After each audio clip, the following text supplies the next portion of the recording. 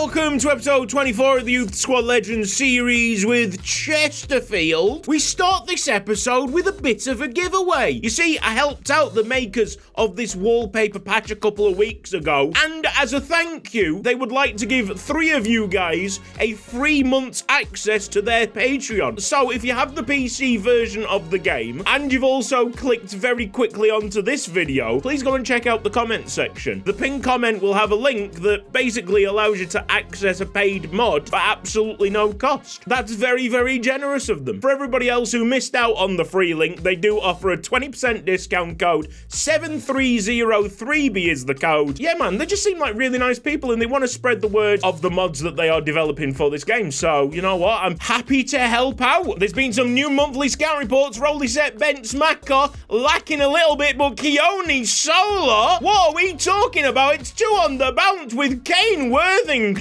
I could potentially pick up Barry Drakes as well, but the youth squad is currently full, and Drakes is a 14-year-old. Low overall, might be a good potential, but I don't think we should invest that much time into a player like this. I am pleasantly surprised by what Keone Solar's brought back from England. It certainly shored up the homegrown contingent, so we're going to recall him and send him on his way to a different country. After the home match against 20th place Doncaster Rovers, setting up in a 4-2-3-1 wide, they've lost all 5 of their latest matches. Kjartansson and Sheringham still injured, still unavailable, so we shall crack on with Jam and Vibes. Jam and Vibes were 2 of Bob Marley's favourite things in the world. For a team that are 20th in the table and have lost their last 5, Doncaster Rovers aren't half organised at the back. Game's been absolutely starved of chances over the first 28 minutes. Not a single shot for Chesterfield. Not even a sniff 37 minutes into the game. Jam's being kept quiet with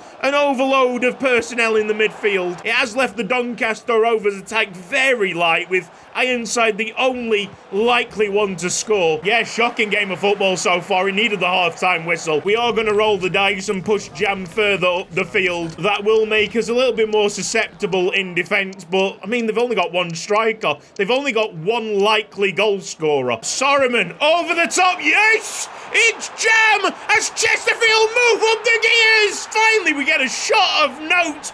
Enos Jam ain't gonna miss that one. There's ways to go about making games hard-fought contests. Portsmouth last episode, a really challenging 0-0. Both defences were absolutely on it. This Doncaster Rovers game has been so negative. I have nothing good to say about that match. Nothing good at all. Doncaster Rovers didn't want to play. They just shut up the shop and said if you can get through 9-10 men, then you probably deserve to win this game, which we fortunately did. I'm here to entertain. Are you not entertained? Huge news in the top goal scorers race. Enos Jam now joint top. Him and Jordan Hugel have got 18 goals apiece. We've sorted out the scouting network. Rolly Sepp still in Cambodia. Ben Smacker's midway through his Kazakhstan assignment. And I've gone Keone Solar in Germany, because there's no biases here. We do have a commitment to the bigger countries. Please don't blame me for the fact that many of our viewers like me scouting smaller nations. Bro, all you need to do is look at the last series. Our best player was Brazilian. Welcome to Yukos EK's Haiku Chronicles with your host, Yukos EK.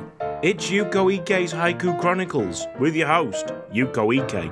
It's the big one at the end of February, an away trip to Wesley Purpot's Mansfield town, and I can hear the distant rumblings of a scenario in the distance. Hello there, Porsche Katze here. How are you doing? Yes, another game against Mansfield means that we're going to lose one of our players, inevitably. Ha-ha! Okay, toodles! But this time we get to choose who we lose. It's kind of a luxury in the circumstances. We could give them someone terrible, but I think we should give them a high overall player who we know is not going to make it to the end of the series. Maybe it's Yukos Torres. He really does fit the bill. He's got no potential either that can be quickly fixed at Mansfield Town. And like I said last episode, he's just so awkward. He might make the right decisions occasionally, but you compare him to Rewaka Yukos, Smeaton, Jam, Kjartansson, Sorman. He just seems so clumsy. I guess a bit panicky on the ball as well. It would do Mansfield a whole lot of good. Opponent analysis, they do work with a central attacking midfielder in a 4-1-2-1-2 narrow. They've got some patchy form. They are starting to pick up points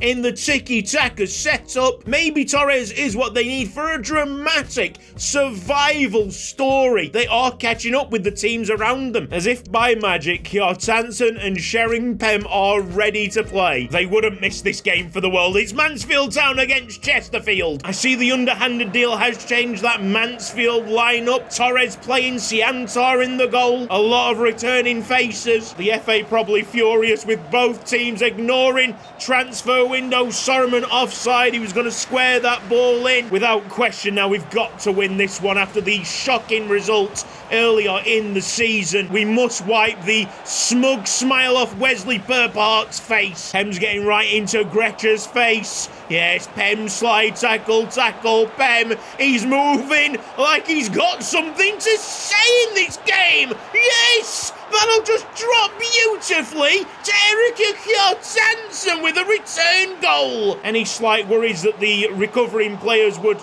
ruin the rhythm that the club has gained recently fade very quickly into the distance. Rob Smeaton's got acres. He's just trying to find the right time to drop it into Kjartansson. Enos Jan, great link up. It is 2-0 to the Spyrites. Wesley Perpart, your boys are taking a hell of a beating. Half time there, 2-0 and a prospect of plenty more goals in the second half. Yes, Andrew Sorman was fun up front, but there's nothing like having a proper striker up there. I would like to know where this Mansfield Town were in the first game. Gretsch, he scored against us. Former player Andrew Gretsch cuts the deficit in half. So what does Wesley Perpart do? That's right, he's just taken Gretsch off. He scored 10 goals in 30. That's not a bad return. A lot more freedom in this game, like the shackles are being taken off and both teams want it so badly. I know there's another goal in this game, so we just got to be alert. Nasoro Issa,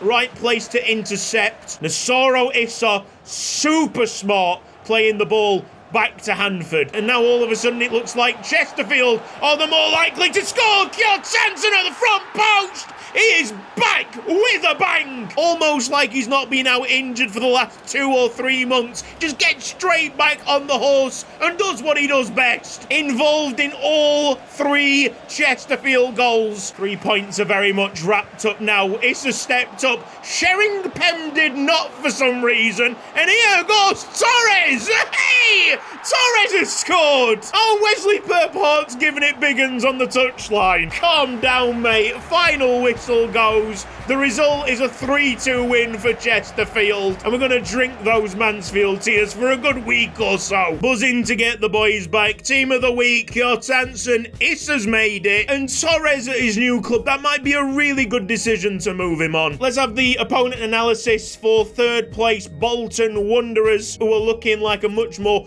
defensively sound prospect. 5-3-2 holding, but they've only won 1 of the last 5. Tiki-taka football. You see, with other targets in the team, Enos Jam's stamina does not take as much of a hit, which is big news when you're trying to get a team ready 3 days after the last match. Get ready for some riveting nighttime action at the SMH Stadium. I am so proud to see the players squaring up to the big teams in League One, but it does make for some proper boring games. Well played, Alfie Hanford. Now to defend the corner kick, it's going towards Nasoro Issa, who deals with it magnificently, and we've got on with it quick. Play the ball over the top to Marcos Bendanya, who's surely one-on-one with the goalkeeper. Very important save, but that only brings about a really massive chance for the big and missing Enos Jam, who goes and scores his 20th goal of the season. Chris Bancroft still has the injury symbol, which means that we had a fully fit side for all of about 25 minutes. He'll have to be taken off at half-time. Seems like Pem's been caught on the wrong side here.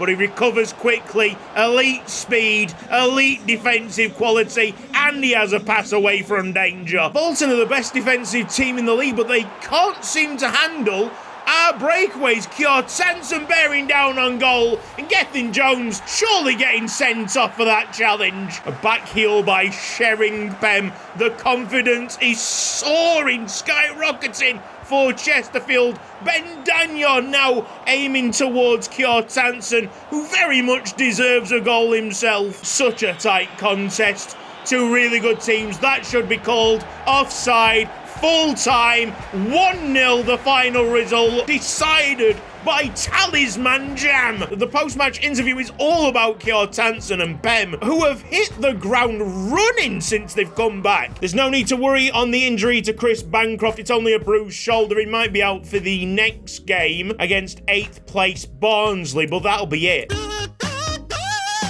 Well, folks, I hate to be the bearer of bad news here, but we're going to have to halt Chesterfield's excellent progress up this league table, because I have heard some very, very concerning news about this game. I'll try and cut to the chase. I sent out a message asking for people's opinions on Title Update 4. Last couple of episodes haven't been highlight friendly, so I wanted to gauge people's overall experience of the new update before jumping there myself. The go-to man for talking about stuff like that is Sparring DK, 100%. We got chatting, and he just so happened to casually drop the bombshell that if you're running a custom tactic with a custom playstyle on this game, the player growth gets completely destroyed. We've been running a custom tactic with a custom playstyle for 6 months in game. It's gone completely under the radar how slow my players are growing. Enos Jam is the prime example. His average rating is 7.51. You could not ask for a better season from a central midfielder, in my opinion, and he's gone from 60 to 62. It's March. Fair enough, I do believe he is going to grow to 63 in a week's time, but at that rate, it would take about a decade for him to reach his potential. Probably even more. I've not done the mathematics. It would take a hell of a long time. Because we were in a relegation scrap for the first half of the season, I kind of had the blinkers on.